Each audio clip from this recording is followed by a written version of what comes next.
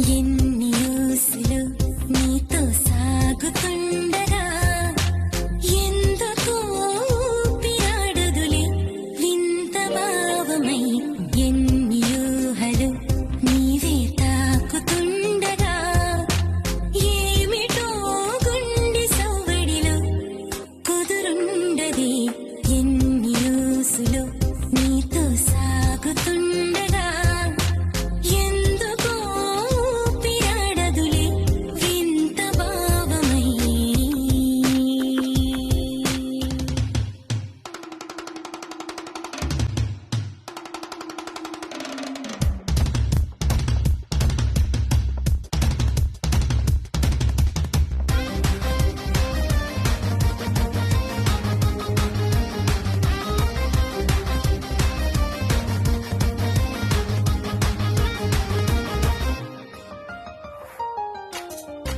ఎదురు చూపే నీవా ఎదుట నిలువగా రావా ఎదవాకిలి చేరిన రూపం నీవా కలల నదిలో నీవా కనుల ముందుకు రావా కలవరింతల కౌగిట ఎన్నహాలీలా తలచి తలచి నిన్ను నన్ను నేనే మరచి తెలిసి తెలిసి తీరా నన్ను నేమై మరచి ఎంతగా మారిపోయానే నీకు బానిసై. కొంచెం ఇష్టం కొంచెం కష్టం కొంచెం ఇష్టం కొంచెం కష్టం.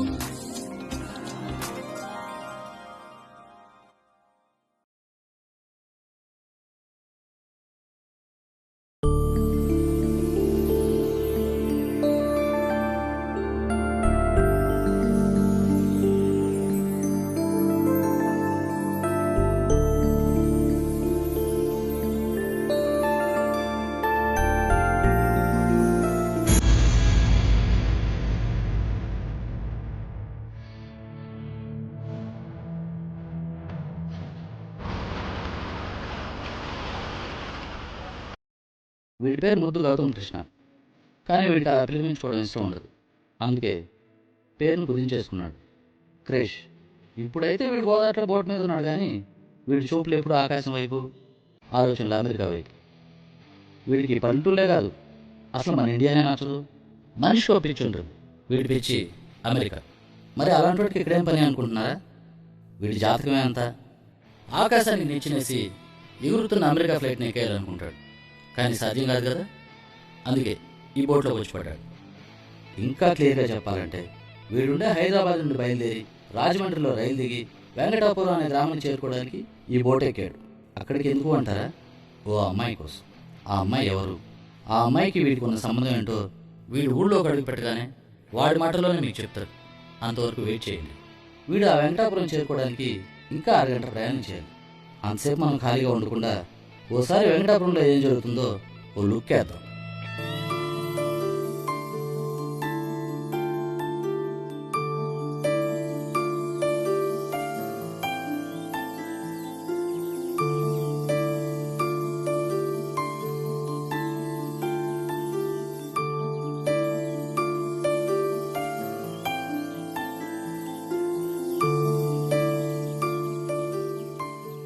ఏమండి ఏమండి ఇంట్లో ఎవరైనా ఉన్నారండి? ఎవరండి? నేను జనాభా లెక్కలు రాసుకోవడానికి వచ్చానండి. ఇంట్లో ఎంతమంది ఉంటారండి? 6. ఇంటి పెద్ద మీరే అనుకుంటా. మీ పేరేంటండి? కుమారి. కుమారా? మీ వయసు ఎంతండి? కుమారి అంటే వయసు అడుగుతావేంట? ఎదో సచ్చినోడా. అది మా పని అమ్మా. ఆడోళ్ళ వయసు అడగడం నీ పని, దొంగ సచ్చినోడా.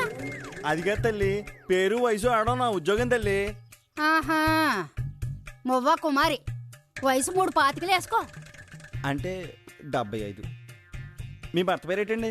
ఆయన ఇప్పుడు ఓటేయడం కుదరదు. 94లో ఆఖరి ఓటేసి వెళ్ళిపోయారు. వెళ్ళిపోయాడా? పంపించేసావా? ఆ? మీ కుటుంబ వివరాలు చెప్పండి. అబ్బాయి మువ్వ లక్ష్మీనారాయణ. ఆయన ఒకసారి పిలవండి. ఆళ్ళేడు హైదరాబాద్ వెళ్ళాడు. ఆడ వయసు 50. నా కోళ్ల పేరు జానకి, వయసు 41 అండి. మీ పిల్లలు?